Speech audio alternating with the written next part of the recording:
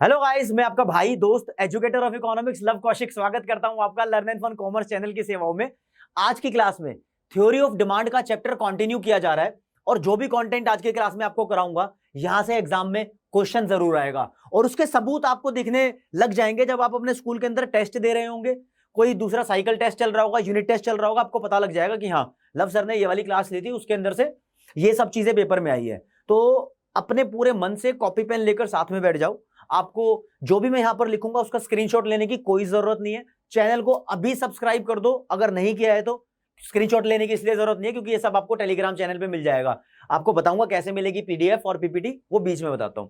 तो दोस्तों, आज की क्लास में हम बात करने वाले हैं उन सब चीजों के बारे में जो डिमांड को बदल देती हैं।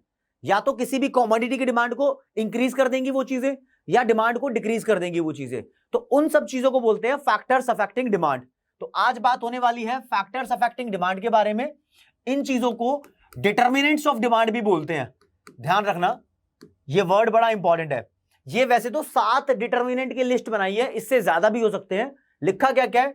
Price of on good, price of related goods, taste and preferences, population या फिर number of buyers, income of the buyer, expectation of change in price in near future, और डिस्ट्रीब्यूशन ऑफ इनकम, और age, sex, population, बहुत बहुत कुछ हो सकता है। इतने सभी फैक्टर लिखे हुए हैं। समझाने से पहले ये बता देता हूं आपको याद करने का आसान नुस्खा। याद कैसे करोगे यार? ये याद कर लो, एक एक्रोनिम TIP। क्या लिखा है? टिप। और ये क्या लिखा है? टिप। ये लिखा है अब टिपर। टिपर से आपको फैक्टर अफेक्टिंग डिमांड याद हो जाएंगे। कैसे याद हो जाएंगे? T का मतलब टेस्ट एंड प्रेफरेंस है, I का मतलब इनकम ऑफ द बायर है, P का मतलब प्राइस ऑफ ऑन गुड है, अगले P का मतलब पॉपुलेशन है, फिर E है तो E का मतलब एक्सपेक्टेशंस है, और R है तो दोस्तों यहां पर प्राइस ऑफ रिलेटेड गुड्स है। R इसका यहां से उठाया है। ये चीजें ज्यादा दिमाग और दिल के अंदर तब घुसेंगी जब तुम पूरी बात मेरी सुन लोगे। पूरी बात यह है कि ये सभी फैक्टर्स डिमांड को बदलते रहते हैं। इनकी वजह से डिमांड इंक्रीज भी होती है, डिक्रीज भी होती है, राइज भी होती है, फॉल भी होती है। कैसे कैसे? एक बार वो एक्सप्लेनेशन देख लेते हैं, आपको मजा आ जाएगा। सबसे पहली बारी आएगी प्राइस ऑफ ऑन गुड की, तो अकेले अकेले ऐसे अलग अलग एक्सप्लेन करेंगे, ठीक है दोस्तों। प्राइस और डिमांड के अंदर उल्टा रिलेशन होता है। जब चीजें महंगी होती रहती है ना तो लोग उनको कम खरीदते हैं। तो देखो क्या लिखना चाह रहा हूं मैं, जब चीजें महंगी होंगी यानी प्राइस बढ़ने लगेगा तो लोग उन चीजों की डिमांड को कम कर देंगे। डिमांड को सिंपल डी लिख दिया है, कुछ लोग डी लिखते हैं, 2 बार डी, उससे कोई फर्क नहीं पड़ता, सिंबल है वो, ठीक है। तो प्राइस बढ़ता है तो डिमांड कम हो जाती है, और अगर प्राइस कम होता है तो डिमांड बढ़ने लगती है। अदर थिंग्स रिमेनिंग कांस्टेंट, यहां पर लाइन बोल रहा हूं, यानी अन्य बातें समान रहने पर। उसको भी एक्सप्लेन करूंगा ये क्या लाइन बोल दी मैंने। जब चीजें सस्ती होती हैं तो लोग ज्यादा खरीदने लगते हैं, बेसिकली ऐसा ही होता है। और दो चीजों के बारे में अगर ऐसा हो रहा हो, यानी एक चीज बढ़ रही हो और दूसरी चीज कम हो रही हो, तो दोनों चीजें एक दूसरे के अपोजिट चल रही हैं। जब दो चीजें एक दूसरे की उल्टी तरफ चलती हैं तो बोलते हैं दोनों में नेगेटिव रिलेशन है। तो यहां बोल रहे हैं प्राइस और डिमांड के अंदर नेगेटिव रिलेशन है। नेगेटिव रिलेशन को दोस्तों कितने शब्दों से पुकारते हैं? देखो, इसको इनवर्स रिलेशन भी बोलते हैं, इसको इनडायरेक्ट रिलेशन भी बोलते हैं, और इसको ऑपोजिट रिलेशन भी बोलते हैं। आप सीधी सीधी बात कह सकते हो, there is a inverse relation between price of on good and its demand, या फिर क्वांटिटी डिमांडेड, ऐसा वर्ड यूज कर लो, कोई दिक्कत वाली बात नहीं है। तो दोनों में नेगेटिव रिलेशन है। जब प्राइस बढ़ेगा डिमांड कम, प्राइस कम हो जाएगा तो डिमांड ज्यादा हो जाएगी। ये एक्सप्लेनेशन हुई पहले फैक्टर की। देखो कितने सारे फैक्टर से, 7 थे, पहला एक्सप्लेन कर दिया। अब दूसरे पे आते हैं। दूसरे का नाम है price of related goods. Related goods बोल लो। अभी इसको एक्सप्लेन करने से पहले छोटी मोटी बात बता देता हूं। रिलेटेड गुड्स देखो दोस्तों, 2 तरीके की होती है। एक होती है सब्स्टिट्यूट गुड्स। सब्स्टिट्यूट गुड्स वो गुड्स होती है जो एक दूसरे की जगह पर आसानी से इस्तेमाल हो जाती है, जैसे पेप्सी और कोक, चाय और कॉफी। चाय नहीं मिली तो कॉफी मिल जाएगी, कॉफी नहीं मिली तो चाय मिल जाएगी, काम चल जाएगा। पेप्सी नहीं मिली तो कोक मिल जाएगी, कोक नहीं मिली तो पेप्सी मिल जाएगी, काम चल जाएगा। फिर दूसरी होती है कॉम्प्लीमेंट्री गुड्स। इसको कॉम्प्लीमेंट्स भी बोलते हैं। कॉम्प्लीमेंट्री गुड्स वो होती है जो इस्तेमाल होंगी तो एक साथ इस्तेमाल होंगी, वरना उनका कोई इस्तेमाल नहीं है। उल्टे पैर का जूता और सीधे पैर का जूता एक साथ ही पहनोगे ना, एक जूता पहन के कौन चलता है? कार और उसका फ्यूल, बेसिकली बात करो कार तो उसमें पेट्रोल, तो कार और पेट्रोल दोनों मिला के कॉम्प्लीमेंट्री गुड्स हो गई। हम तुम बात कर लो पेन और उसके अंदर जो रिफिल होता है, पेन और रिफिल कॉम्प्लीमेंट्री गुड्स है। और अंदर घुस जाओ, रिफिल और उसकी इंक, ये दोनों कॉम्प्लीमेंट्री गुड्स है।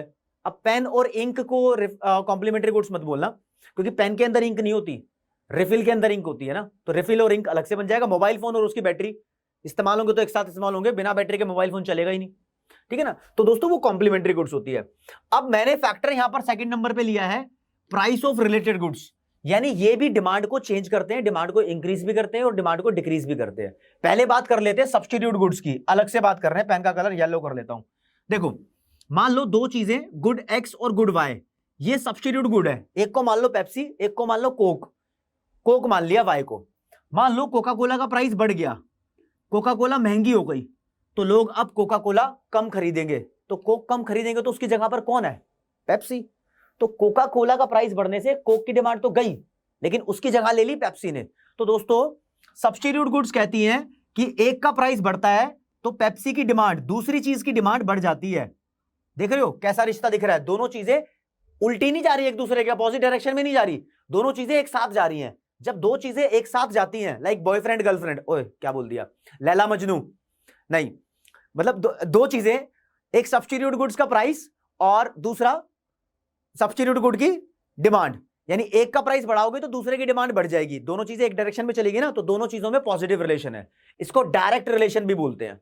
ये चीज अच्छे से दिमाग में घुस जानी चाहिए। यहां पर क्या है, अलग क्या है, अलग देखो क्या है, किसी और का प्राइस है, किसी और की डिमांड है। कोका कोला का प्राइस है, पेप्सी की डिमांड है। अगर कोका कोला सस्ती हो जाती है, मान लो कोक का प्राइस कम हो जाता है, तो लोग अब कोक को ज्यादा कंज्यूम करेंगे, पेप्सी की डिमांड को हटा के लोग कोक की तरफ भग जाएंगे, है ना। तो अब पेप्सी की डिमांड कम हो जाएगी। तो दोस्तों यहां पर पॉजिटिव रिलेशन दिख रहा है, दोनों या तो एक साथ डूब रही हैं या दोनों एक साथ उठ रही हैं, है ना। तो in case of substitute good there is a positive relationship, किस चीज के बीच में? Price of good one and demand for good two, ऐसा बोल सकते हो, या price of good Y and demand for good X, ऐसी लैंग्वेज लिख सकते हो, कोई दिक्कत वाली बात नहीं है। ये पॉजिटिव रिलेशन बोलो या डायरेक्ट रिलेशन बोलो, एक ही बात है, दोनों वर्ड सेम है यहां पर। अब कॉम्प्लीमेंट्री गुड्स की बात कर लो। यहां पर मान लो दो गुड्स है कॉम्प्लीमेंट्री गुड्स, एक का नाम एक्स है, एक का नाम वाई है। एक्स मान लो कार है और वाई मान लो पेट्रोल है। पेट्रोल का प्राइस बढ़ गया भाई, जब पेट्रोल महंगा हो जाता है ना, तो लोग पेट्रोल से चलने वाली कार कम खरीदते हैं, डीजल वाली खरीद लेंगे, इलेक्ट्रिक वाली खरीद लेंगे, सीएनजी, पीएनजी, हाइड्रोजन, पता नहीं कितने सारे ऑप्शन है, ठीक है। तो पेट्रोल का प्राइस बढ़ेगा तो पेट्रोल से चलने वाली कार की डिमांड कम हो जाएगी, क्योंकि पेट्रोल महंगा हो गया ना, तो डिमांड उन कारों की कम हो जाएगी जो पेट्रोल से चलती हैं। तो ये वही कारें थी जो पेट्रोल से चलती हैं। तो जब पेट्रोल महंगा हुआ तो दूसरी चीज की डिमांड कम हो गई। तो यहां पर देखो, अगर पेट्रोल सस्ता हो जाता है, मतलब सस्ता चल रहा है मार्केट में, तो पेट्रोल वाली गाड़ियां लोग ज्यादा खरीद लेंगे, क्योंकि पेट्रोल सस्ता in comparison of other fuels. अगर ऐसा है तो यहां देख रहे हो उल्टा रिलेशन है, एक चीज का प्राइस बढ़ता है तो दूसरी चीज की डिमांड कम हो जाती है। तो in case of complementary goods negative relation होता है between price of good one and demand for good two. अगर तुमने ये चीज समझ ली ना, तो तुम बहुत अच्छे तरीके से डिमांड का चैप्टर समझ जाओगे, क्योंकि ये चीज कंफ्यूजिंग होती है। अगर ये क्लियर हो गई, अगर अभी तक क्लियर नहीं हुई ना, 1 मिनट एक काम करो, 2 मिनट वापस पीछे चले जाओ और इसको एक बार दोबारा सुन लो। तो अच्छे से भेजे के अंदर चलनी चाहिए ये चीज बहुत इंपॉर्टेंट है दोस्तों। हाँ, मैं बता रहा था कि आपको इसके नोट्स कहां पर मिलेंगे, जो भी चीजें मैं यहां पर लिख रहा हूं इसको पीपीटी बोलते हैं, और मेरी लिखने के बाद ये अनोटेड पीपीटी बन जाती है। तो दोस्तों आप अपने फोन के अंदर टेलीग्राम नाम की एप्लीकेशन को डाउनलोड करोगे तो आपको लर्न एंड फन नाम का एक चैनल मिलेगा, वहां पर एंड शॉर्ट में लिखना है लर्न एंड फन, कॉमर्स पूरा लिखना पड़ेगा, कॉमर्स भी लिखना पड़ेगा, ध्यान रखना। ये चैनल मिलेगा, इस चैनल पे जाके सर्च करोगे तो आपको ये सारी पीपीटी मिल जाएगी, ठीक है। और 11वीं क्लास के स्टूडेंट से मेरी एक खास गुजारिश है कि अगर वो चाहें तो डाउटनेट की एंड्रॉइड ऐप पे अपना एस्पायरेंट बैच है 11वीं क्लास वालों के लिए, वहां पर फुल फ्लेज नोट्स मिलते हैं, वहां पर टेस्ट सीरीज होती है, वहां पर हर चीज रूटीन में कराई जाती है। आप डाउटनेट के एंड्रॉइड ऐप पे जाके वहां से कोर्स भी परचेज कर सकते हो। हम तो फैक्टर इफेक्टिंग की बात कर रहे हैं, 2 फैक्टर हो गए, तीसरे फैक्टर पे आ जाओ। तीसरा फैक्टर बोला है taste and preference. Taste and preference को पसंद बोल लो आप, ठीक है, पसंद बोल लो कि जिस चीज को हम लोग ज्यादा पसंद करते हैं उसकी डिमांड बढ़ा देते हैं, जिस चीज से हम नफरत करते हैं उसकी डिमांड कम कर देते हैं। यारी दोस्ती में भी देख लो, जो दोस्त तुम्हें ज्यादा पसंद होगा उसके साथ ज्यादा घूमते हो, उसको पसंद करते हो मतलब रहने की कोशिश ज्यादा करते हो उसके साथ, और जो पसंद नहीं है उसकी आदतों को पसंद नहीं करते आप, उसके साथ रहना पसंद नहीं करते, उसके साथ मेल जोल पसंद नहीं करते। बेसिकली आपको बताऊं कि हमें कोई चीज टेस्टी क्यों लग रही है आजकल। टेस्ट लगने का मतलब खाने की बात नहीं हो रही सिर्फ, खाने के साथ साथ हम जो मोबाइल फोन यूज करते हैं, कपड़े हैं, हमारे शूज हैं, हैंकी है, या कुछ लोग ब्रेसलेट वगैरह पहनते हैं, बहुत सारी एसेसरीज हैं, बाइक है, टू व्हीलर है, बहुत कुछ है। हमें चीजें टेस्टी क्यों लगती है, या हम चीजों को प्रेफर का मतलब प्रेफरेंस क्यों देते हैं, रैंक में क्यों डालते हैं? इसलिए डालते हैं क्योंकि फैशन बदल रहा है, फैशन के हिसाब से हम अपनी टेस्ट बदल लेते हैं। कभी कभी हमारे कस्टम, जो हमारे रीति रिवाज है, ट्रेडिशंस है, ये हमें मजबूर कर देते हैं। जैसे दुल्हन को शादी में लहंगा ही पहनना है तो लहंगे की डिमांड होगी, उसको वही पसंद लगेगा। अब दूल्हा होगा तो शादी में सूट बूट पहनेगा या शेरवानी पहनेगा या कुर्ता पजामा, जो भी है उसके हिसाब से मैटर चलेगा। तो फैशन, कस्टम, ट्रेडिशन, कभी कभी टेक्नोलॉजी से, आईफोन का जमाना है तो मुझे आईफोन ही चाहिए, है ना, बहुत कुछ चीजें हमारे टेस्ट एंड प्रेफरेंस बदल देती हैं। तो अगर किसी चीज के फेवर में है आपके टेस्ट एंड प्रेफरेंस तो आप उसकी डिमांड बढ़ा देते हो। अगर किसी चीज के फेवर में नहीं है, आपके टेस्ट एंड प्रेफरेंसेस अनफेवरेबल है, तो आप उस चीज की डिमांड को कम कर देते हो। बस ये बात ध्यान रखना। अगर एग्जाम में आएगा टेस्ट एंड प्रेफरेंस डिमांड को कैसे अफेक्ट करते हैं, कैसे बदल देते हैं डिमांड को, तो हम बोलेंगे favourable taste and preference leads to increase in demand. फिर लाइन चेंज करके unfavourable taste and preference leads to decrease in demand. फिर लाइन चेंज करके taste and preferences changes due to change in fashion, custom, tradition, technology etcetera. इतनी line लिख दोगे पूरे number मिल जाएंगे, 3 line के अंदर पूरे नंबर। सुपड़ा साफ हो रहा है क्वेश्चन का। हर एक फैक्टर को ऐसे एक्सप्लेन करना पड़ेगा। मैं बोल रहा हूं तो आपका धर्म बनता है कि जो आपने कॉपी और पेन अपने हाथ में लिया हुआ है उसमें लिखते चलो। बाकी यार कोई भी दिक्कत परेशानी हो, मैं तुम्हारा भाई हमेशा साथ हूं।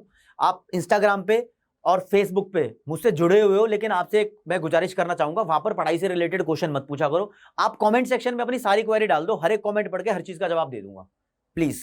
ठीक है, अगले फैक्टर पे आते हैं, चौथे नंबर पे। इस फैक्टर का नाम या तो आप पॉपुलेशन लिख लो या फिर आप नंबर ऑफ बायर्स लिख लो, जो तुम्हारा मन करे वो लिख लो। ठीक है, यहां पर मार्केट में कितने लोग सामान खरीदने वाले हैं उनकी बात हो रही है। मार्केट में जो सामान खरीदने वाले लोग हैं उनको पॉपुलेशन ही बोल दो, शॉर्ट में मैंने से लिख दिया। ज्यादा पॉपुलेशन है मार्केट में तो ज्यादा माल बिकेगा, डिमांड ज्यादा हो रही है।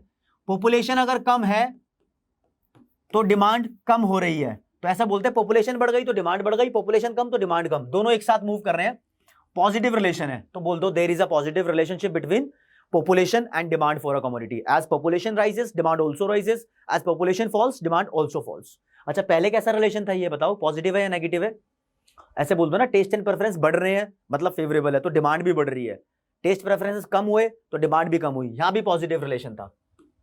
तो इसलिए बताना जरूरी है, ये रिलेशन वाली चीज बताना जरूरी है, क्योंकि इसके हिसाब से आपको आइडिया लग जाता है कि एक्चुअली लिखना क्या है आपने। नहीं, अगला factor income of the buyer, ये 5वें नंबर का फैक्टर है। इनकम ऑफ द बायर में हम 2 बातें करेंगे। नॉर्मली इंसानों को लगता है, हम भी इंसान हैं, आप भी इंसान हो, नॉर्मली लगता है कि इनकम बढ़ जाएगी तो हम डिमांड बढ़ा देंगे, इनकम कम हो जाएगी तो डिमांड कम हो जाएगी, ऐसा लगता है ना, लेकिन नहीं। 2 बातें होती हैं यहां पर भाई। एक होती है नॉर्मल गुड्स, दूसरी होती है इंफीरियर गुड्स। इंफीरियर गुड्स को हिंदी में घटिया चीजें बोलते हैं दोस्तों। घटिया, आप मान लो घटिया ऐसे लिख रहे हैं। क्या पेन की थिकनेस ओके है? ओके है, ठीक है। अब इनकम को मैंने बोला वाई, मान लो वाई बोल रहा हूं ऐसी, वैसे आई बोला हुआ है टिप्पर के अंदर तो वाई, क्योंकि वाई यूज होता है ज्यादातर इनकम के लिए। अगर तुम अमीर हो रहे हो, इनकम तुम्हारी बढ़ रही है, तो तुम घटिया चीजों को कम खरीदोगे, घटिया चीजों की डिमांड को कम कर दोगे। अगर कोई इंसान गरीब हो रहा है, तुम नहीं होगे कभी भी, ध्यान रखना है, तो वो घटिया चीजें खरीदने पर आ जाता है, उसकी ऐसी सिचुएशन हो जाती है। तो देख रहे हो, इनकम और घटिया चीजों की डिमांड में उल्टा रिश्ता है। तो अगर बात करें नॉर्मल गुड्स की, तो जिंदगी में नॉर्मली कैसा होता है, लग्जरी गुड्स की बात नहीं कर रहा, डिलक्स गुड्स की बात नहीं कर रहा, नॉर्मली जो हम कंज्यूम करते हैं उनकी बात कर रहा हूं। इनकम बढ़ती है तो हम सामान ज्यादा खरीदते हैं, इनकम कम होती है तो हम सामान कम खरीदते हैं, यानी डिमांड कम करते हैं। तो in case of normal goods there is a positive relation between income of the buyer and demand for a commodity, and in case of inferior goods there is a negative relation between income of the buyer and demand for a commodity. इन दोनों के बीच में difference भी आ सकता है। L1 इसका कराया था मैंने, यानी ये जो तुम लेक्चर देख रहे हो वो डिमांड का पार्ट 2 है। पार्ट 1 के अंदर मैंने substitute good, complementary goods, normal goods, inferior goods, गिवन गुड्स सब करा रखे हैं, लेकिन बिना देखे भी काम चल जाएगा, कोई दिक्कत वाली बात नहीं है। अगला फैक्टर 6 नंबर का, ये लिखा है एक्सपेक्टेशंस, उम्मीद है। उम्मीद किस बात की उम्मीद है? उम्मीद है of change in price in the near future. Future नहीं लिखा, नियर लिखा है। नियर फ्यूचर का मतलब 1-2 दिन बाद, कल या परसों की बात कर रहे हैं, 10 साल बाद की बात नहीं कर रहे। मुझे लगेगा ना कि कल पेट्रोल का प्राइस बढ़ जाएगा, तो मैं आज अपनी बाइक का टंकी फुल करा लूंगा, सबको ऐसा लगता है कि कल पता ही लग जाए कि कोई कल का प्राइस बढ़ने वाला है, कल के प्राइस को बोलेंगे नियर फ्यूचर प्राइस। अगर कल का प्राइस बढ़ने वाला होगा तो प्रेजेंट में, अभी करंट में मैं सामान ज्यादा खरीद लूंगा, प्रेजेंट डिमांड बढ़ा दूंगा। कल महंगी हो जाएगी यार, कल कौन खरीदेगा, आज ही खरीद लो। और लगेगा कि कल पेट्रोल सस्ता होने वाला है तो आज क्यों डलवाऊंगा, कल ही डलवाऊंगा, है ना। तो यहां पर पॉजिटिव रिलेशन होता है, फ्यूचर का प्राइस बढ़ेगा तो आज डिमांड बढ़ जाएगी, पॉजिटिव रिलेशन। तो there is a positive relation between near future price and present demand. ठीक है, 7वें नंबर का फैक्टर, वैसे अब 6 ही करने थे, 6 ही इंपॉर्टेंट है, 7वें नंबर का बता देता हूं। डिस्ट्रीब्यूशन ऑफ इनकम है, किसी इलाके के अंदर लोगों को इनकम किस तरीके से डिस्ट्रीब्यूटेड है, वहां पर लोगों के बीच में अगर थोड़ा इक्वल डिस्ट्रीब्यूशन है, इक्वल तो कहीं हो नहीं सकता, सबकी इनकम बराबर नहीं हो सकती, लेकिन जितना ज्यादा इक्वल है डिमांड वहां उतनी ज्यादा होगी, जितना अनइक्वल है डिमांड वहां पर उतनी कम होगी। इनको बस लाइट लाइट लो, इन फैक्टर्स को। एक और कर लो, एज, सेक्स, कॉम्पोजिशन। कॉम्पोजिशन का मतलब समझो मिलना, मतलब किस तरीके के लोग मिले हुए हैं किसी इलाके में। एज की बात करें, पेन का कलर देखते हैं कौन सा और सूट कर जाएगा यहां पर, गुलाबी रंग चलेगा, चल रहा है भाई, गुलाबी चल रहा है, ठीक है। अगर किसी इलाके में छोटे बच्चे ज्यादा रहते हैं, बेबी, तो उस इलाके के अंदर यार बेबी ऑयल, खिलौने, बेबी सॉप, उन चीजों की डिमांड ज्यादा होगी। अगर बड़े बच्चे ज्यादा रहते हैं तो बड़े लोग जो चीजें इस्तेमाल करते हैं उनकी डिमांड ज्यादा होगी। सेक्स की बात करें तो जेंडर बोल रहा हूं यहां पर मैं, किसी इलाके के अंदर अगर फीमेल ज्यादा रहती हैं तो यहाँ powder, lipstick, cream, beauty products की डिमांड ज्यादा होगी। और अगर किसी इलाके के अंदर मेल ज्यादा रहते हैं तो यहाँ फीमेल की डिमांड ज्यादा होगी। ओ सॉरी, मतलब मेल जिस इलाके में ज्यादा रहते हैं वहां पर उन चीजों की डिमांड ज्यादा होगी जो मेल इस्तेमाल करते हैं, लाइक शेविंग क्रीम की डिमांड ज्यादा हो सकती है, रेजर की डिमांड ज्यादा हो सकती है। समझे, गलत मत समझना मेरी बात को, दिमाग में वहां हिट मत करना जहां होनी चाहिए बात ये, ठीक है। तो ये कुछ फैक्टर्स हैं, आप 8 में से 6 याद कर सकते हो, 6 के लिए टिप्पर का वो बना रखा है, बहुत आसान है। These are the factors affecting demand, और इन्हीं को बोलते हैं दोस्तों डिटरमिनेंट्स ऑफ डिमांड। इन सब में से एक पक्के वाला सबसे पहला था प्राइस ऑफ ऑन गुड, सिर्फ उसको कैच कर लो, उसकी बात समझो। वो बोलता है प्राइस बढ़ेगा तो डिमांड कम हो जाएगी, प्राइस कम होगा तो डिमांड बढ़ जाएगी। तब जब हम इन सभी जो अलग जितने भी फैक्टर की बात करी ना, इन सबको साइलेंट रखे, चुपचाप रखे, बोले कि तुम्हारी बात नहीं हो रही, तुम जैसे हो वैसे ही रहो, सिर्फ प्राइस की बात करें तो प्राइस के बढ़ने पे डिमांड बढ़ती है, प्राइस के कम होने पे डिमांड, प्राइस के बढ़ने पे डिमांड कम हो जाती है, और प्राइस के कम होने पे डिमांड बढ़ जाती है। दोनों में नेगेटिव रिलेशन है। अगर सारे फैक्टर्स जो दूसरे हैं, या 8 है ना, 7 फैक्टर्स को कांस्टेंट रखे, सिर्फ प्राइस की बात करें तो यह बात सच है, और जो सच है वो इकोनॉमिक्स में लॉ है। This is called the law of demand. Law of demand की बात कर रहे हैं friends. Law of demand, law of demand क्या बोलता है? लॉ ऑफ डिमांड बोलता है प्राइस बढ़ेगा तो डिमांड कम, प्राइस कम हो जाएगा तो डिमांड ज्यादा, यानी प्राइस और डिमांड में नेगेटिव रिलेशन है। कब? जब सारे दूसरे फैक्टर्स को कांस्टेंट रखे। तो लाइन क्या लिखी है? This law states that if other things are held constant, अगर दूसरी चीजों को कांस्टेंट रखा जाए या other factors are held constant, then there is negative relationship between price of on good and its quantity demanded, और उस गुड की जो डिमांड की गई है उसमें नेगेटिव रिलेशन है। ठीक है जी। अगर आपको ये लाइन लिखनी पसंद नहीं है, if other things are held constant, तो इसकी जगह आप एक फ्रेज लिख सकते हो, सेटेरिस पेरिबस। सेटेरिस पेरिबस का मतलब यही होता है अन्य बातें समान रहने पर, यानी if other factors are held constant. इस बात को ध्यान रखना। तो ये लॉ ऑफ डिमांड की लाइन है। कोई बोले लॉ ऑफ डिमांड को टेबल से समझाओ, तो दोस्तों एक टेबल के अंदर कॉलम बनाना, एक तरफ लिखना प्राइस इन रुपीज, पूरा लिखना, मैंने शॉर्ट में लिखा है, फिर लिखना क्वांटिटी डिमांडेड इन यूनिट्स, पूरा लिखना। तो बस इसमें दिखा दो, मान लो प्राइस की वैल्यू 10 से 20 हो गई, अपनी मर्जी से कुछ भी कर दो, प्राइस बढ़ा दो, और डिमांड 200 से 100 हो गई, तो ये लॉ ऑफ डिमांड की टेबल बन गई। आपको ऐसा नहीं करना था, आप ऐसा भी कर सकते थे, मान लो प्राइस 10 से 5 हो गया, कम हो गया प्राइस, तो डिमांड बढ़ गई होगी, डिमांड 100 से 500 हो गई।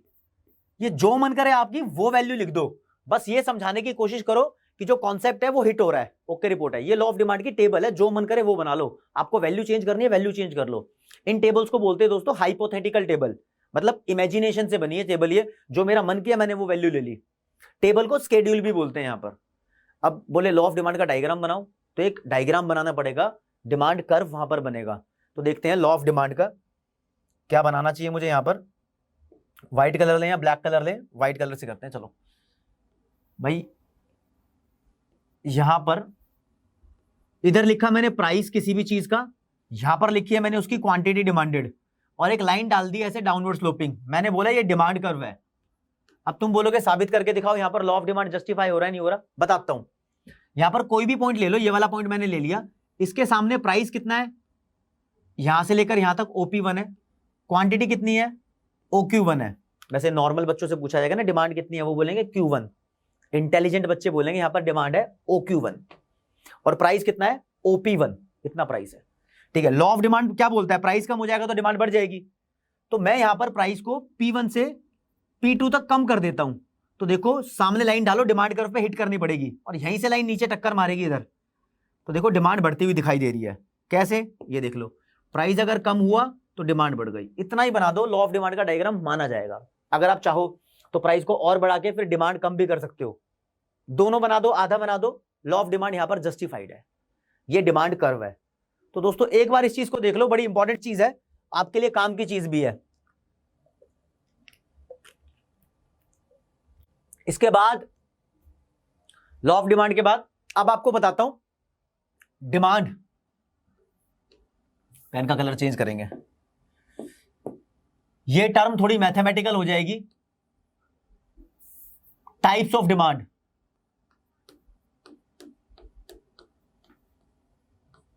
डिमांड को डीडी लिख दिया। डिमांड दो तरीके की होती है दोस्तों, एक होती है इंडिविजुअल डिमांड और एक होती है मार्केट डिमांड। एक बंदे की डिमांड को इंडिविजुअल डिमांड बोलते हैं।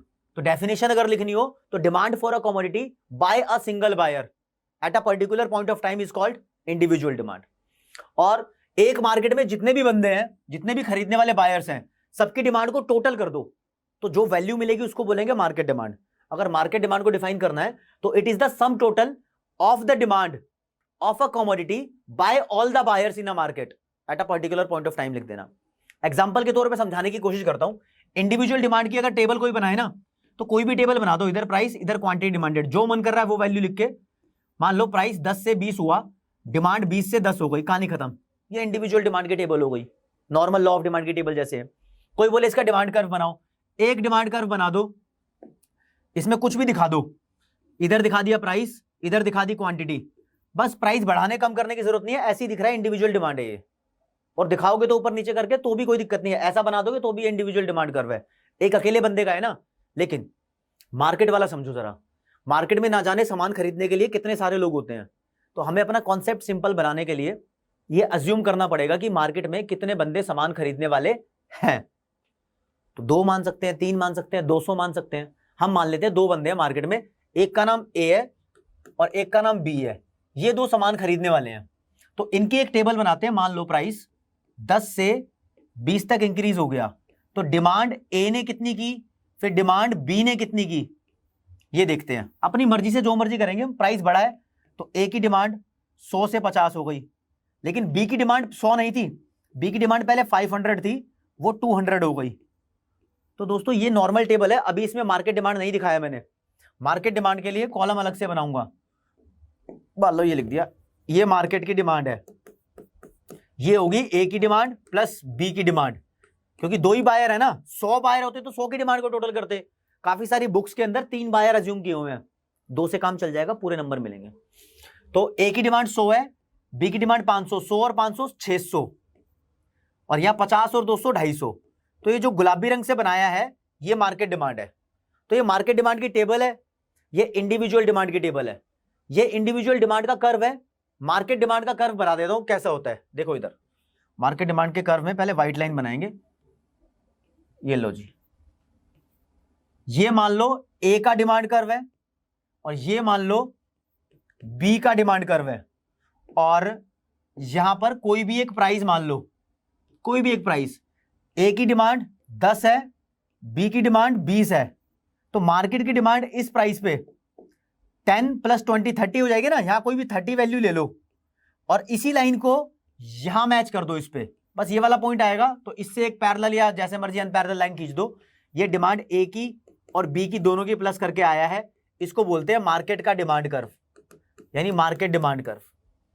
बेसिकली तो अगर आपसे कोई पूछे कि मार्केट डिमांड कर्व क्या होता है, तो वो इंडिविजुअल डिमांड कर्व्स का हॉरिजॉन्टल समीशन है। हमने चीजें ऐसे टोटल की हैं हॉरिजॉन्टली, हमने ऐसे टोटल नहीं किया, वर्टिकल कुछ नहीं हुआ, इसमें हॉरिजॉन्टल समीशन हुआ है। तो मार्केट डिमांड कर्व यहां पर क्लियर है। 3 होते तो तीनों को टोटल कर देते, ऐसे ही तरीका ये टोटल करने का, इन दोनों को प्लस किया है तब ये आई है वैल्यू येलो वाली, ध्यान रखना। तो दोस्तों अभी हुआ है हमारा types of demand, individual demand और मार्केट डिमांड। और इससे पहले हमने किए थे फैक्टर अफेक्टिंग डिमांड। अगर आपसे पूछे कि मार्केट डिमांड के फैक्टर अफेक्टिंग कौन से हैं, तो वही सारे हैं जो नॉर्मल हमने किए हैं टिपर। अगर इंडिविजुअल डिमांड के फैक्टर अफेक्टिंग पूछे तो इंडिविजुअल डिमांड के सिर्फ वो होंगे, एक तो टेस्ट एंड प्रेफरेंस, एक इनकम, एक प्राइस, एक्सपेक्टेशन और प्राइस ऑफ रिलेटेड गुड्स। सिर्फ ये 5 हैं इंडिविजुअल डिमांड के फैक्टर। यहां पर पॉपुलेशन नहीं आएगा, ध्यान रखना, क्योंकि पॉपुलेशन पूरी मार्केट की डिमांड इकट्ठी बदलती है, अकेले बंदे की नहीं बदलती। ना एज सेक्स कॉम्पोजिशन आएगा, ना डिस्ट्रीब्यूशन ऑफ इनकम आएगा। मार्केट डिमांड में सारे ही आ जाएंगे, वो तो आएंगे, उसके अलावा और आ जाएंगे। ठीक है जी। तो अगला टॉपिक है तुम्हारे सामने demand function. Function mathematical concept है, थोड़ा सा ध्यान रखना। फंक्शन मैथ्स में एक कॉन्सेप्ट होता है, वहां पर इक्वेशन बनती है। डिमांड फंक्शन एक इक्वेशन है जो साबित करती है कि किसी भी कमोडिटी की डिमांड में और उसके फैक्टर्स में कोई ना कोई रिश्ता है। जैसे कि प्राइस और डिमांड में नेगेटिव रिश्ता है, टेस्ट एंड प्रेफरेंस और डिमांड में पॉजिटिव रिश्ता है। तो ऐसे बहुत सारे फैक्टर्स हैं जिनका डिमांड के साथ रिश्ता है। तो डिमांड और उसके फैक्टर अफेक्टिंग में जो भी रिश्ता है ना, उस रिश्ते को बोलते हैं डिमांड फंक्शन। सुनो मेरी line, demand function is a functional relationship between demand for a commodity and it's factor affecting. तो ध्यान रखना, डिमांड फंक्शन 2 तरीके का हो जाता है।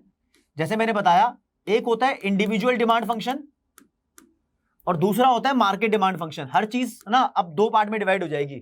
जैसे टाइप्स ऑफ डिमांड में एक मार्केट डिमांड थी, एक इंडिविजुअल डिमांड थी। अब हर चीज के 2 टुकड़े होंगे, ध्यान रखना, याद करने का आसान हो जाएगा। डिमांड फंक्शन 2 तरीके का, इंडिविजुअल डिमांड फंक्शन और मार्केट डिमांड फंक्शन। और इंडिविजुअल डिमांड फंक्शन की डेफिनेशन पूछे तो सेम बनेगी, it is a functional relationship between individual demand and it's factor affecting. और ये it is a functional relationship between market demand and it's factor affecting. Same language बन रही है। लेकिन दोस्तों फंक्शन तब तक पूरे नंबर नहीं मिलते जब तक आप इसकी इक्वेशन नहीं लिखते। तो अगर डिमांड फंक्शन की इक्वेशन बनेगी तो demand is equal to function, और ब्रैकेट में लिखना है इसके factor affecting, T I P जितने भी बन रहे टिप्पर पूरे के पूरे। अगर इंडिविजुअल डिमांड फंक्शन की इक्वेशन पूछे तो demand is equal to function और ब्रैकेट में सिर्फ वही वाले फैक्टर जो इंडिविजुअल डिमांड को अफेक्ट करते हैं, जैसे पीछे बताया था ये वाले, यही वाले, सिर्फ सारे मत लिखना। और मार्केट डिमांड फंक्शन की इक्वेशन पूछे तो उसमें तो सारे ही आ जाएंगे, समझे, कुछ भी मतलब जो भी है, T I double P E R सबके सब आ जाएंगे। तो इंडिविजुअल डिमांड फंक्शन को कंज्यूमर डिमांड फंक्शन भी बोलते हैं, हाउस होल्ड डिमांड फंक्शन भी बोलते हैं। अगर आपसे पूछे कि डिमांड फंक्शन के फैक्टर अफेक्टिंग बताओ, तो वो सारे फैक्टर अफेक्टिंग वही है जो करें शुरुआत में। ये डिमांड फंक्शन दोस्तों इंपॉर्टेंट है। नेक्स्ट टॉपिक हमारा डिमांड स्केड्यूल। स्केड्यूल का मतलब टेबल होता है, ऐसी टेबल जो प्राइस और डिमांड को रिलेट करे, वो डिमांड स्केड्यूल होता है। अभी कितनी टेबल बनाई थी, ये देखो, ये टेबल है ना, ये डिमांड स्केड्यूल है। ये टेबल है ना, ये भी डिमांड स्केड्यूल है, समझ रहे हो। तो दोस्तों demand schedule refers to the table relating between price and demand, that's it, आसान डेफिनेशन हो गई।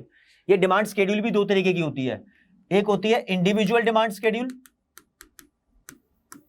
दूसरी होती है मार्केट डिमांड स्केड्यूल। मार्केट को शॉर्ट में लिख दिया। अब बोलोगे बना के दिखाओ, तो बना के नहीं दिखा रहा। ये देखो, ये इंडिविजुअल डिमांड स्केड्यूल है जो इंडिविजुअल डिमांड के लिए बनाई थी, ये मार्केट डिमांड स्केड्यूल है जो मार्केट डिमांड के लिए बनाई थी, दैट्स इट। अगला आ जाओ कॉन्सेप्ट, अगले कॉन्सेप्ट का नाम है डिमांड कर्व। डिमांड कर्व क्या होता है? तो एक ऐसा कर्व जो प्राइस और डिमांड में रिश्ता दिखाए, वो डिमांड कर्व होता है। अरे ड्रॉ कर रहे हैं, ये जो कर्व है, इधर प्राइस दिखाता है, इधर क्वांटिटी डिमांडेड दिखाता है। कोई भी पॉइंट देख लो, ये प्राइस है, ये डिमांड है, ये पॉइंट देख लो, ये प्राइस है, ये डिमांड है। तो प्राइस और डिमांड में रिश्ता दिखा रहा है ना ये कर्व, इस कर्व को बोलते हैं डिमांड कर्व। तो a curve relating between price and demand is called demand curve. Easy हो गया। ये डिमांड कर्व भी 2 तरीके का होता है, एक होता है इंडिविजुअल डिमांड कर्व और दूसरा होता है मार्केट डिमांड कर्व। अब तुम कहोगे बना के दिखाओ, बना के नहीं दिखा रहा, बना रखा है ऑलरेडी, देखो अभी आएगा। ये इंडिविजुअल डिमांड कर्व है और ये देखो दोस्तों, ये मार्केट डिमांड कर्व है। आप बोलोगे तो मार्केट डिमांड कर्व में सब कुछ ही बनाना पड़ता है, लिख भी दिया यहां पर, मार्केट डिमांड कर्व भी है ये। चलो जी, ओके, रिपोर्ट बात हो गई है सही तरीके से, आगे चलते हैं, ठीक है जी। मार्केट डिमांड कर्व हो गया, मार्केट डिमांड स्केड्यूल हो गया, टाइप्स ऑफ डिमांड हो गया। अब आपको एक इंपॉर्टेंट चीज बताता हूं। देखो फैक्टर अफेक्टिंग डिमांड बहुत सारे होते हैं, उसमें सिर्फ प्राइस को कंसीडर करना, प्राइस ऑफ ऑन गुड को, वो भी ना तो एक्सपेक्टेशन को ना रिलेटेड गुड्स के प्राइस को, सिर्फ प्राइस को। प्राइस के बढ़ने की वजह से डिमांड कम हो जाती है और प्राइस के कम होने की वजह से डिमांड बढ़ जाती है। इससे रिलेटेड एक कॉन्सेप्ट है and the concept is called change in quantity demanded. ये कॉन्सेप्ट है अपने आप में, पूरे कॉन्सेप्ट का नाम है चेंज इन क्वांटिटी डिमांडेड, और इस कॉन्सेप्ट को दोस्तों बोलते हैं movement along demand curve. Movement along demand curve, ठीक है। प्राइस की वजह से डिमांड के बदलने को ही बोलते हैं चेंज इन क्वांटिटी डिमांडेड। अब प्राइस की वजह से डिमांड बढ़ भी सकती है और कम भी हो सकती है ना। बढ़ गई तो बोलेंगे एक्सटेंशन ऑफ डिमांड, और कम हो गई तो बोलेंगे कॉन्ट्रैक्शन ऑफ डिमांड। कॉन्ट्रैक्शन का मतलब होता है सिकुड़ना, एक्सटेंशन का मतलब होता है बढ़ना, आगे एक्सटेंड होना। तो चेंज इन क्वांटिटी डिमांडेड दो तरीके का होता है, एक होता है एक्सटेंशन ऑफ डिमांड, इसको एक्सपेंशन भी बोलते हैं, एक होता है कॉन्ट्रैक्शन ऑफ डिमांड। अगर डिमांड कम हो जाए, डिमांड कम कब होगी, जब प्राइस बढ़ जाएगा, मान लो कुछ भी बढ़ा दो अपनी मर्जी से, उसकी वजह से डिमांड अगर कम हो गई, मान लो 100 से 50 हो गई, तो ये टेबल कॉन्ट्रैक्शन ऑफ डिमांड की है। अगर डिमांड बढ़ती तो प्राइस के कम होने पे बढ़ती, मान लो प्राइस 10 से 5 हुआ तो डिमांड 100 से कुछ भी हो जाए, 150 हो गई, 200 हो गई, जो तुम्हारा मन करे वो गई। ये टेबल एक्सटेंशन ऑफ डिमांड की है। कोई पूछे चेंज इन क्वांटिटी डिमांडेड क्या होता है, तो इट रेफर्स टू राइज और fall in demand due to change in price of on goods, ठीक है ना। और सेटेरिस पेरिबस यहां पर भी है, मतलब अदर थिंग्स रिमेनिंग कांस्टेंट है। अगर डिमांड बढ़ जाती है तो डिमांड कर्व पे देखो क्या होता है, व्हाइट कलर से करेंगे यहां पर, ये मान लो डिमांड कर्व है, तो यहां पर गुलाबी रंग, मान लो पहले पॉइंट ये था, प्राइस के कम होने पे डिमांड बढ़ गई, है ना, प्राइस का कम होने पे डिमांड बढ़ गई। दोस्तों देखो हुआ क्या यहां पर बदलाव, ये पॉइंट यहां से खिसक के यहां आ गया। जब डिमांड बढ़ जाती है ना, तो डिमांड कर्व के ऊपर पॉइंट ऊपर से नीचे आ जाता है। ये पॉइंट मूव करा है, मूव, शिफ्ट नहीं हुआ, पॉइंट मूव हुआ है। डिमांड कर्व के ऊपर पॉइंट मूव हो गया, तो this is called movement along demand curve. Along समझो या ऑन समझो, एक ही बात है, इसलिए इसका नाम एक और है, मूवमेंट अलोंग डिमांड कर्व, एक ही बात है। और ये मूवमेंट नीचे की तरफ आया है, और यहां देखो ये डिमांड कर्व है, मान लो इधर प्राइस है, इधर डिमांड है, और यहां पर प्राइस के बढ़ने पे डिमांड कम हो गई, तो देखो पॉइंट नीचे से ऊपर की तरफ चला गया। तो जब कॉन्ट्रैक्शन होता है तो पॉइंट ऊपर जाता है, और जब एक्सटेंशन होता है तो पॉइंट नीचे आता है। इसीलिए इस एक्सटेंशन को हम डाउनवर्ड मूवमेंट बोलते हैं, downward movement along demand curve. Downward movement along demand curve हो गया ये। और ये हो गया दोस्तों upward movement along demand curve, upward movement along demand curve, ठीक है जी। तो पॉइंट ए से बी, मतलब ये ए है तो ये बी की तरफ शिफ्ट कर गया ऊपर। तो मूवमेंट अलोंग डिमांड कर्व में दो टाइप हो गई, डाउनवर्ड मूवमेंट और अपवर्ड मूवमेंट। इन दोनों को सेम सेम समझ सकते हो, इन दोनों को सेम सेम समझ सकते हो, कोई दिक्कत वाली बात नहीं है। इसके लिए मूवमेंट के लिए डायग्राम बनाते हैं हम, और एक्सटेंशन कॉन्ट्रैक्शन के लिए हम टेबल साबित करते हैं। ये पूरा का पूरा कॉन्सेप्ट लॉ ऑफ डिमांड से ही मैचिंग है, पूरा लॉ ऑफ डिमांड से रिलेटेड लग रहा है। ये तो वो बात हुई जब प्राइस सिर्फ काम कर रहा है। प्राइस को छोड़कर अगर किसी और वजह से डिमांड चेंज हो जाए ना, तो उसको चेंज इन क्वांटिटी डिमांडेड नहीं बोलेंगे। प्राइस को छोड़कर अगर किसी और वजह से डिमांड चेंज हो जाए तो उसको बोलेंगे दोस्तों सिर्फ चेंज इन डिमांड। तो ये नया कॉन्सेप्ट है, प्राइस को छोड़कर किसी और वजह से डिमांड बदल रही है तो उसको चेंज इन डिमांड बोलेंगे। और पहले लिखा था चेंज इन क्वांटिटी डिमांडेड, दोनों अलग कॉन्सेप्ट है। तो चेंज इन डिमांड और शिफ्ट इन डिमांड कर्व इसका दूसरा नाम है। यहां पर डिमांड कर्व हो जाता है शिफ्ट। यानी ये क्या कह रहा है, ये कह रहा है जिंदगी में कभी कभी ऐसा होता है कि प्राइस 10 का 10 है, लेकिन डिमांड बढ़ गई है, 100 से 200 हो गई है, मतलब प्राइस उतना का उतना है, डिमांड इंक्रीज हो गई है।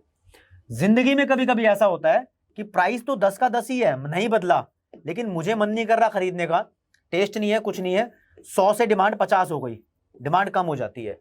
तो ये प्राइस की वजह से नहीं हुई डिमांड कम या ज्यादा, किसी और रीजन की वजह से हुई है। रीजन टेस्ट भी हो सकता है, इनकम भी हो सकता है, एक्सपेक्टेशन भी हो सकता है, या रिलेटेड गुड्स का प्राइस भी हो सकता है। ऐसे में प्राइस को छोड़कर किसी और वजह से डिमांड अगर बदल जाती है, तो अगर डिमांड बढ़ी है तो उसको बोलते हैं दोस्तों इंक्रीज इन डिमांड।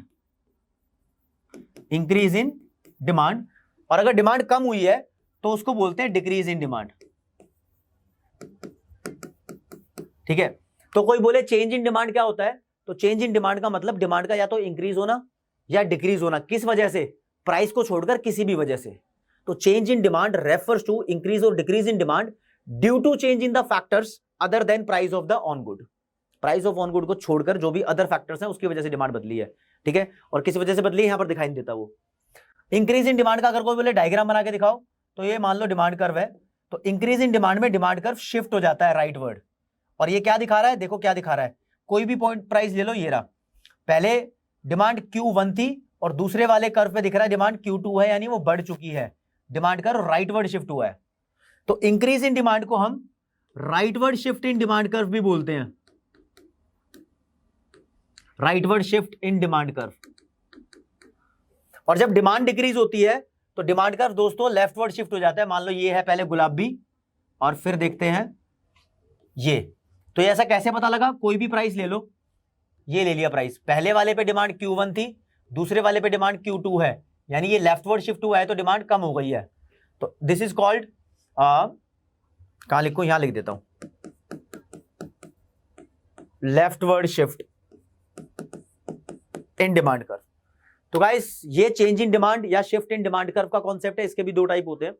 एग्जाम में मूवमेंट अलोंग डिमांड कर्व और शिफ्ट इन डिमांड कर्व के बीच में डिफरेंस आ सकता है, या फिर बोल देगा चेंज इन डिमांड और चेंज इन क्वांटिटी डिमांडेड के बीच में डिफरेंस बताओ। तो बहुत इंपॉर्टेंट क्वेश्चन रहते हैं वैसे। अगर आपको कोई डाउट है, प्रॉब्लम है, तो कमेंट सेक्शन में जरूर बता दो, ताकि मैं उसका रिप्लाई करके समस्या का समाधान कर दूं। ठीक है ना। अब देखो दोस्तों, बात करनी है लॉ ऑफ डिमांड के बारे में। लॉ ऑफ डिमांड पता ही है, प्राइस और डिमांड में नेगेटिव रिलेशन है if other things remaining constant, but law of demand कुछ ऐसी चीजें हैं जहां पर ये लागू नहीं होता। तो ये है exceptions of law of demand.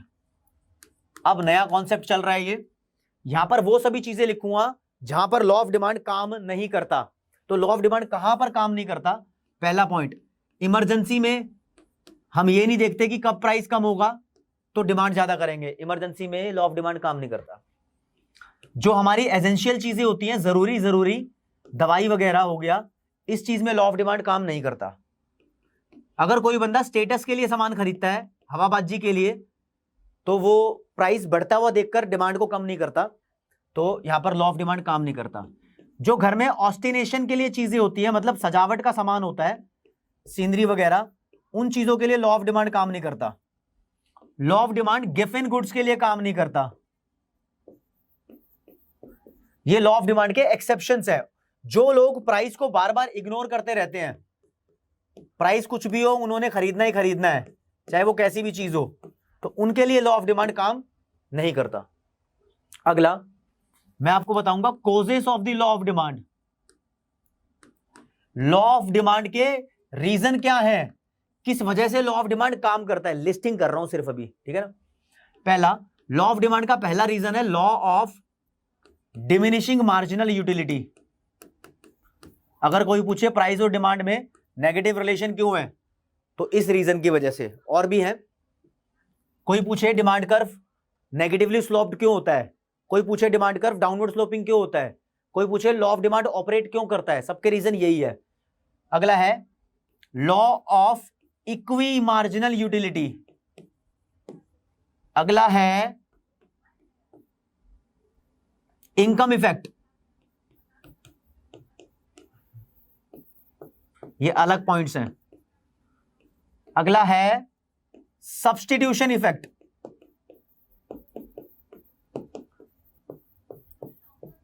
और दोस्तों अगला है नंबर ऑफ कंज्यूमर्स। ये नंबर ऑफ कंज्यूमर वैसे वाला नहीं है जिस तरीके का फैक्टर अफेक्टिंग डिमांड में था।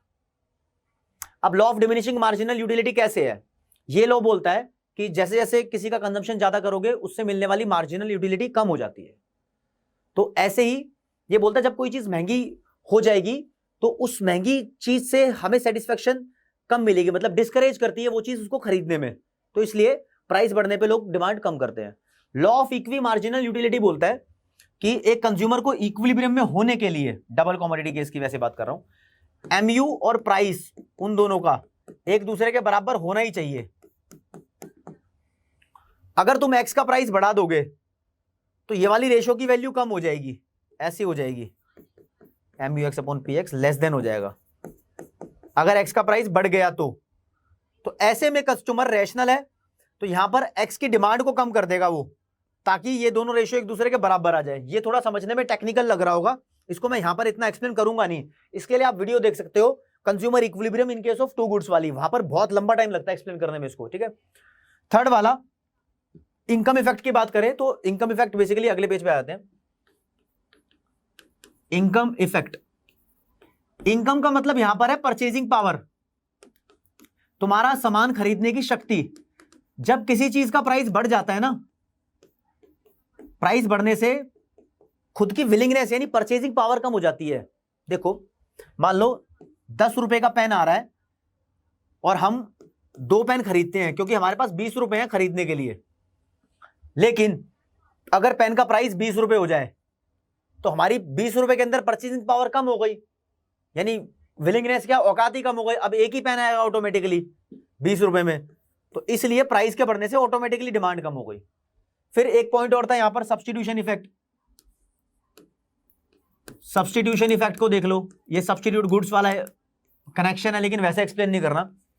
कहते हैं जब किसी चीज का प्राइस बढ़ जाता है, किसी चीज का प्राइस बढ़ जाता है तो इसकी जगह लोग दूसरी चीज को खरीदने लगते हैं, तो रिप्लेस करने की कोशिश करते हैं उसकी जगह, ठीक है ना। मान लो Y का प्राइस बढ़ा है तो लोग यहां पर Y को नहीं खरीदेंगे, X को खरीदना शुरू करेंगे। जब X को ही खरीदना शुरू कर दिया तो Y की डिमांड ऑटोमेटिकली कम हो गई, क्योंकि उसकी रिप्लेसमेंट में कोई चीज आ गई।